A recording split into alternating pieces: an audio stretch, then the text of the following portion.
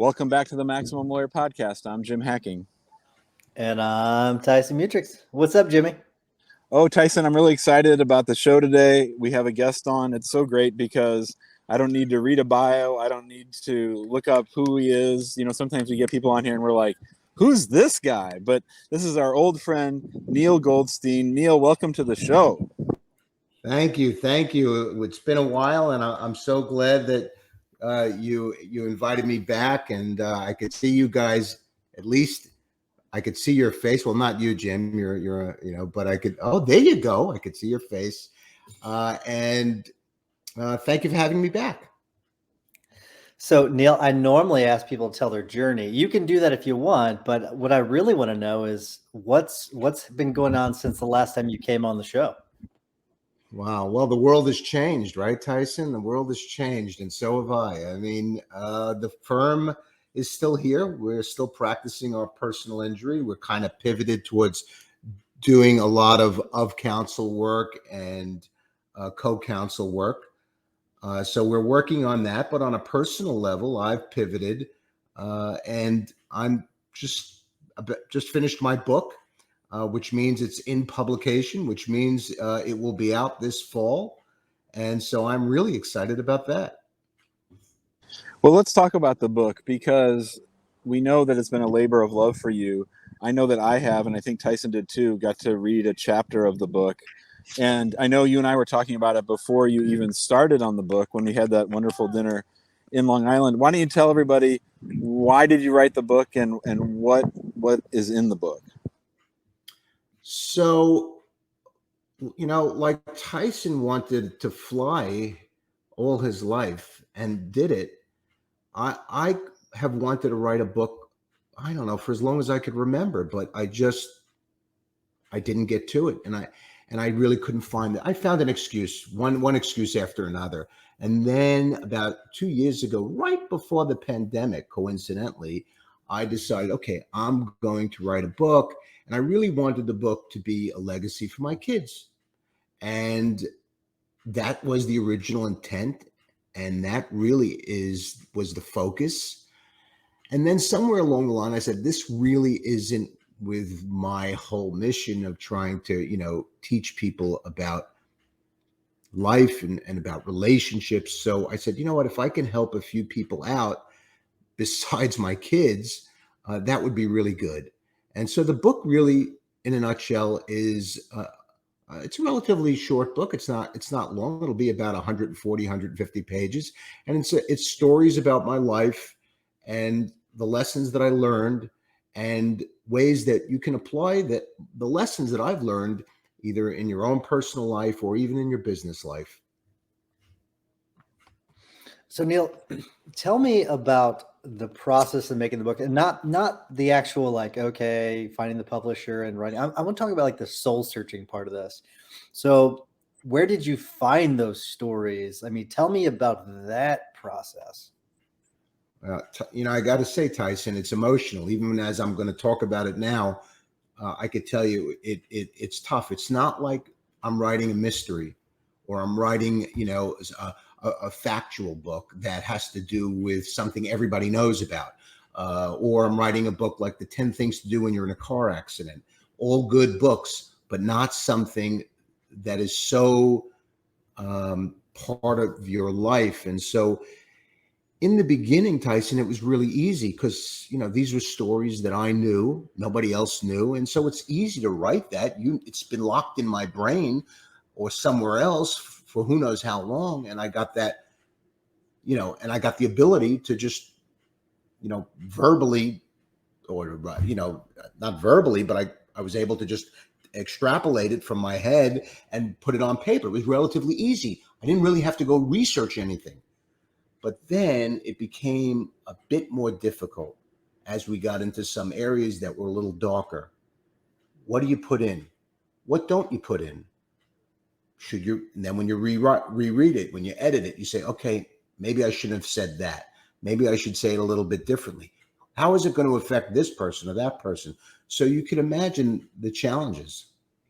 I do have a follow-up, Jim. So Neal, about that part of it, that is actually one of my major questions about this. how do you make the decision as to whether or not to offend this person and offend that person, and whether or not to leave it in or whether or not to leave it out? Because I'm assuming some of these things might hurt some feelings. So how do you make that decision? That's tough. It is. And, you try to stick to you try to go back to the reason that you wrote the book. You want to be honest with everybody. I'm not looking to make it, I'm not looking to directly offend anybody, but I'm also not looking to hide things. Yes, I was discreet in some areas because, there are people that I'm trying to be somewhat careful with, and mostly that has to do with my children. But for the most part, the truth is most of the hard stuff is about me in some dark areas. I'm not necessarily offending other people. The question is, do I want to tell the world that I just did this, or that I did this, how many years ago? And the answer was, yeah, I do. And yeah, some people might be offended about something I might have said. Maybe yes, and that's just too bad. I mean, I've also said some very nice things about lots of people, and that's really what the book is about. It's not really about me; it's really about other people. The name of the book, or at least the working title, was Who's in the Waiting Room? And I know that you spend a lot of time talking to me and other lawyers about the importance of personal relationships. Can you talk a little bit about the title and relationships? Yeah, Who's in the Waiting Room is it's really, it's fairly straightforward. It's about how do we in our lives, and I'm not going to separate personal life and work life because it's 24 hours a day. It's one life. It's not two calendars. It's one calendar. Stuff you do at home with your wife and your kids is going to have a direct impact at work, and stuff that goes on at work has a direct impact on your personal life.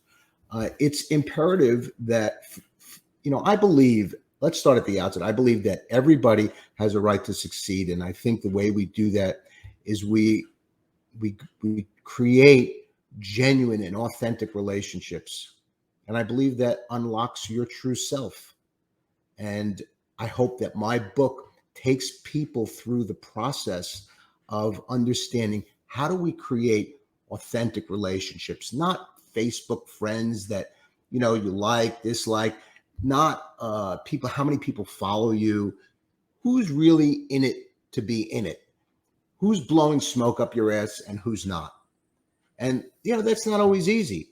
But most of the steps that I go through are things that we all know about. I didn't invent anything new. These are things that your mom probably taught you to do, but somehow we forgot.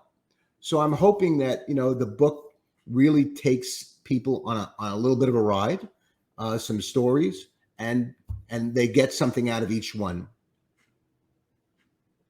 So I've always told Jim, like he's way better at me at like really like being in touch with himself, emotionally and internally. And I'm working on getting better at that. And I wonder if you going through this process, one, and maybe you've always been sort of like Jim, more like Jim than me, but I wonder if part of going through this process, if it's sort of unlocked anything in you that you didn't really know was there before. Well, it's definitely a cathartic process. I mean, when you're writing a book about your life, there are moments that, you realize, things that you did, how strong they made you feel, how weak they made you feel. You realize at times, your weaknesses for sure. And then, and more importantly, you realize your strength. Most of us look back at things that we did and we saw maybe, in my case, I saw a kid that was, was shy and was not even shy. I was lost, truly lost. I mean, I grew up with no relationships in my life. And I saw what life was like back then. And then I found real relationships and I saw what life would be like, could be like with relationships. So yeah, I mean, when we look back, we can look at the journey in a very different way. And when we are writing a book or we're sharing the story, we can truly see how we've evolved into who we are today. And so, yeah, I think it does bring us back to a sense of awareness of who we are, what our purpose is, and for me, of course, it is, to try and help other people see the same. Neal, the first chapter of the book has to do with your family of origin, and I can't think of a time that I've spoken to you that we didn't talk about your mom and your brother. Can you talk to our listeners as law firm owners and as human beings, like the importance of working through the issues related to your family of origin? 100%. In fact, at the end of every one of my chapters, I go through some action steps that people can take to really take a moment to think about their early relationships.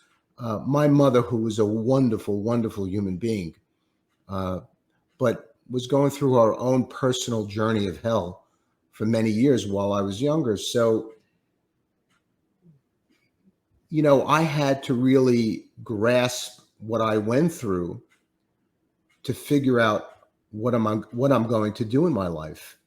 And when we look back, whether we're lawyers or doctors or whoever we are, we're able to connect the dots a lot easier. We're able to say, oh, I understand why I had to go through this to be where I am today.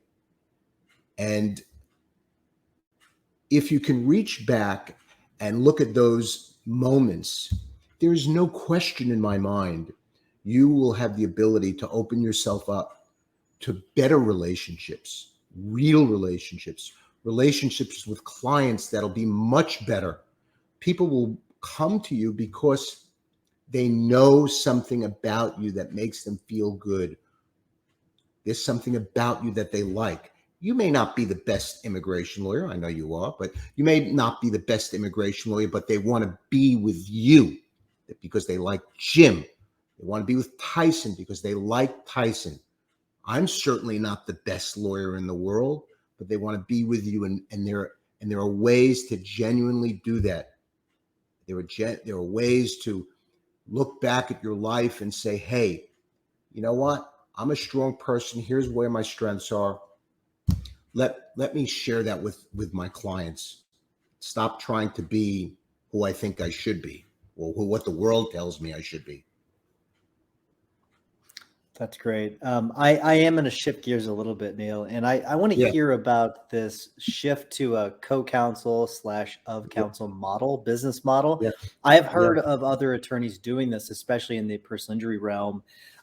Tell me about this new experience for you. I did not know that you were shifting to this. So I'm really curious to see how this is going, why the shift, and tell me more about it.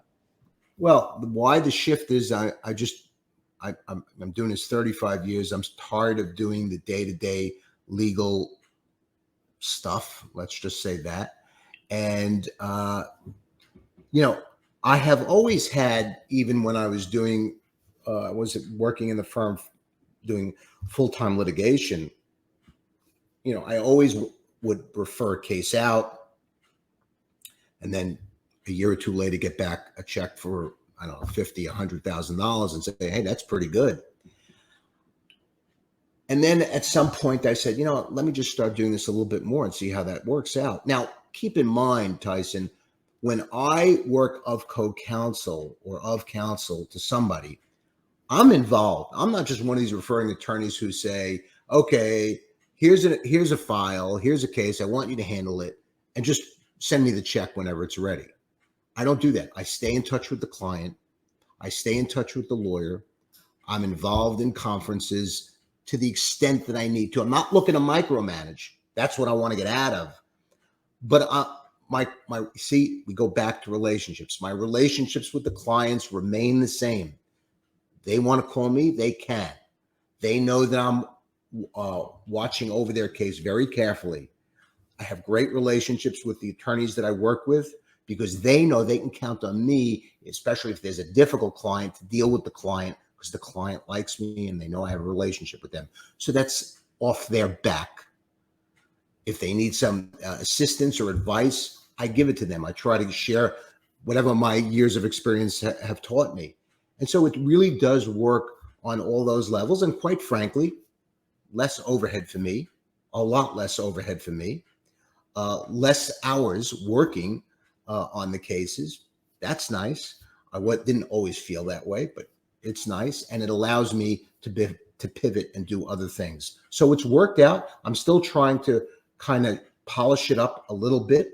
I'd like to be the best co-counsel, the best referring attorney anybody could ever want. So we'll see how that works out. You're listening to the Maximum Lawyer Podcast. Our guest today is Neal Goldstein.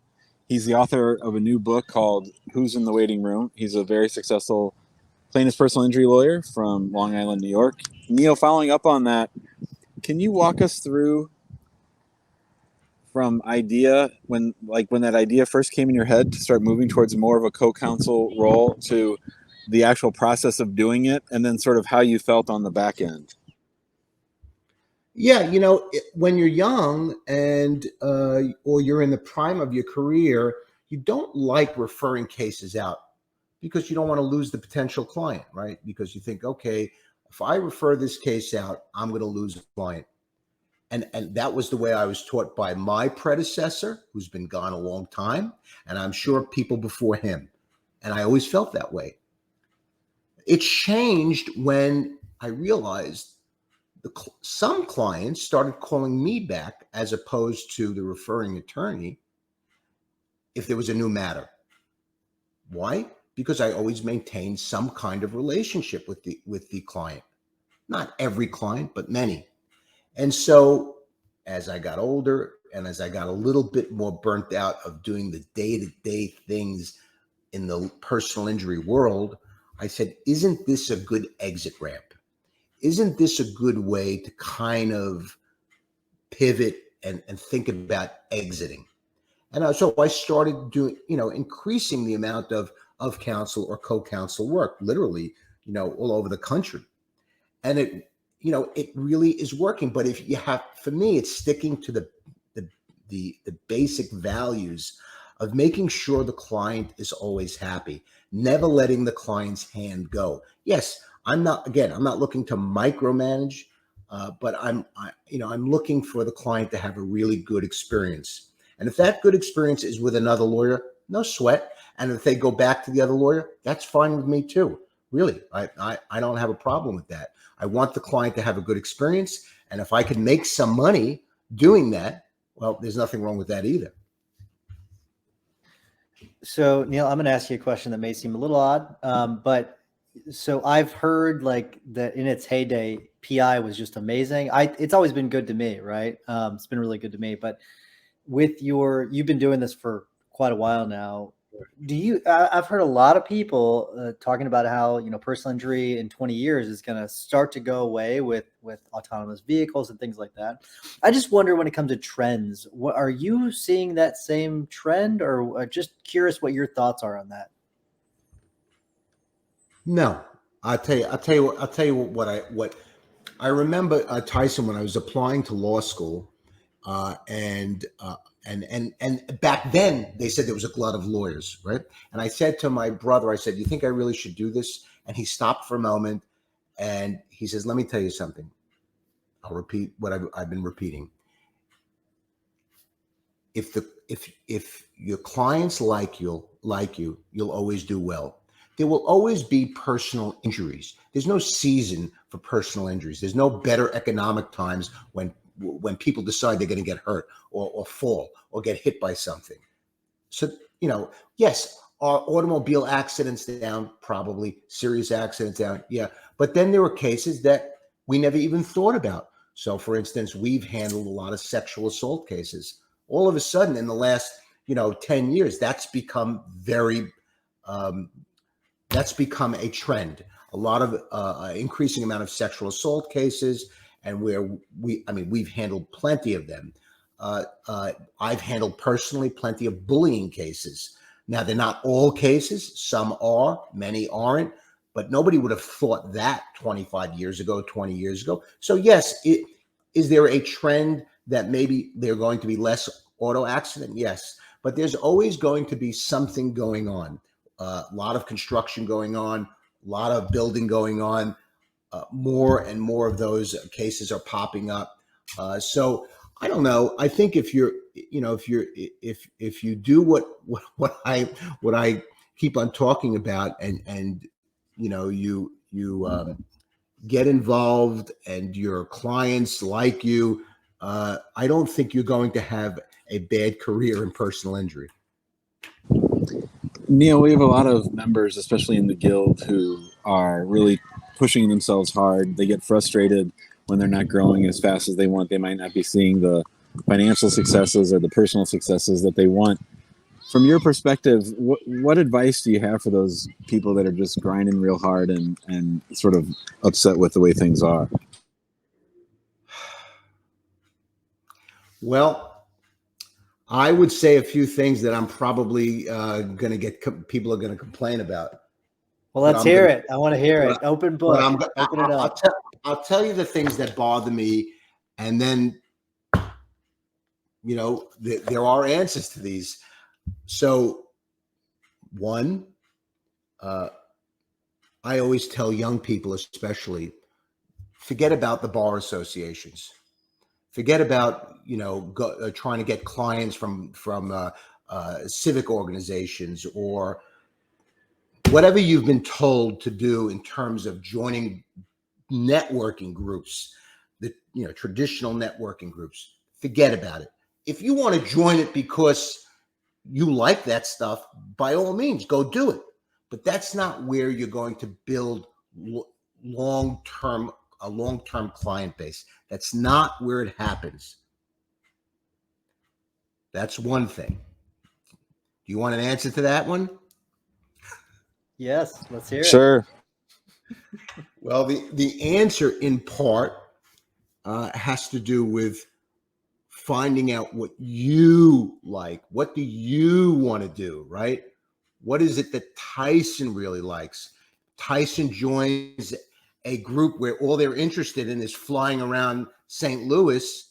He's probably going to find more clients that way than any other way. Why? Because they know he's not just joining just to, try and, pick up clients. He's joining because he really likes it. Join things you really like. So if you like nude sunbathing, go join that group. That's Tyson's group. That's Tyson's group. Join the group that people are going to look at you and say, you know what, he's really cool. He's really interested in this. He's not really pushing his shit, about being a lawyer and all this. We like this guy. Forget about the other stuff. Do the other stuff if you want to learn. If you want to learn things professionally, okay. But that's not where you're going to build a long-term client base. Long-term client base, you could go two ways. Building a practice for clients. You could spend thousands and thousands of dollars on Google every month, and there's a place for that if that's what you like. But if you want long-term investments, start now, start small, start with the things your mother told you, right? When you meet people, be kind, be respectful, ask them how they are. When you meet them the next time, ask them how their kids are. Be authentic. Don't be Machiavellian. We're not doing anything underhanded here. Be authentic. Stick to those things and you will find your way out of frustration. It's not an easy short-term goal fix here. It takes time. I love it. I think that's a good way of ending and wrapping things up. So we're going to begin wrapping things up. Before I do, I want to remind everyone to join us in the Facebook group. We got a lot of great activity going on there. Lots of members. If you want a more high-level conversation, go to the Guild, maxlawguild.com. Join us there. We'd love to have you. And while you're listening to the rest of this episode with our tips and our hacks, please give us a 5-star review. We would greatly appreciate it. Jimmy, what's your hack of the week? So for my hack of the week, I think the inception of this book by Neal Goldstein came about because he was trying to think about what kind of legacy does he want to leave for his kids. And I think about that a lot. I know it sounds strange, but I know that someday in the future, my kids are going to watch my videos. They're going to listen to the advice that we give on the podcast, and I know that they're going to listen to it. So I think you should all be thinking about ways to memorialize the journey of your life, not necessarily creating things, but just sort of telling stories as you go along. Because now that my dad's gone, I know how much I appreciate just the limited amount of stuff we have of footage of him. I love that. I like that a lot. I've thought about that quite a bit, Jim. And I think it's cool that and someone talked about it whenever we just celebrated our, what is it, sixth year anniversary, I think is what it is. I called it Max Law Day. But it's just cool to like think about and be able to go back and listen to those early episodes from 6 years ago and just watch the progression. So I think that's really, really neat. But Neal, you know the routine. What is your tip or hack of the week? Well, I was really thinking about this. This part actually gave me more thought than everything else, and I wanted to figure out. Let me give everybody something different to do, and maybe some people have seen this already. So if you have, see it again. If you haven't, see it now, because it'll only take 16 minutes. Go on YouTube and type in Steve Jobs' commencement speech, and I know a lot of people may not be a big fan of Steve Jobs, but his commencement speech is riveting. It's real, and if you're having a tough time in life about what you're doing, about what to do, I think you might feel a little bit better after seeing it. Yeah, it really is a great commencement speech. I forgot all about that. I need to go back and watch that. So great. Really good. Yep. Very, very good. This might backfire on me, but Jim, do you remember what text I sent you yesterday? You told me I was awesome or something. Yeah, that I sent you a text that said you're a badass. I just want to let you know. And here's my tip: send a text like that to your friends. Send one a day, and just lighten up their life. Right, pass on some positivity. That is my tip of the week. I'm trying to pass on more positivity to people. There's so much negativity in the world. I'd like to spread a little more positivity. And so that's what I did. So I'd like to do that more often. Love it. Very, very good. Hey, Thank you, Tyson, guys. Wait, real quick before we wrap, Tyson, make sure to ask Neal how people can get the book. Yeah, Neal, let us know how you can get the book. Easy. Truthinsuccess.com. Truthinsuccess.com. Put your name on an email address. You'll get the book. And if you type /truth, you'll get a free PDF cheat sheet on some things I talked about today. And thank you again, guys, for having me. I've watched your journey. I met both you guys a while back with John Fisher, and your journey has been really cool. Thank you for having me. Thanks, Neal. This was great. Yeah, thank you so much, Neal. Really appreciate you sharing. Love it. All right. Thanks, buddy. Talk soon. Bye-bye. Bye-bye.